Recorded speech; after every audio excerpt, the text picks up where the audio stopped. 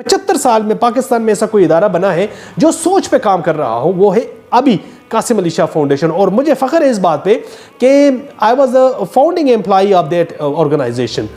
تو وہ فاؤنڈیشن کرتی کیا ہے؟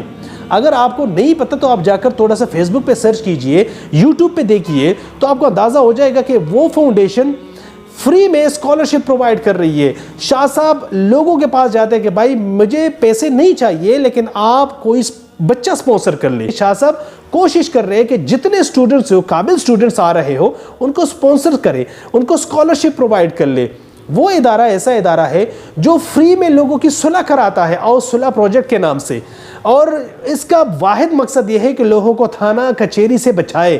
اور وہ جو وہاں پر تھانہ کچہری میں خرچہ الگ بات ہے، لیکن جو عزت وہاں پہ نیلام ہوتی ہے. شاہ صاحب کہہ رہے کہ یار میں چاہتا ہوں کہ میرے یہ جو باغیور لوگ ہیں یہ اس بے عزتی سے بچ جائے.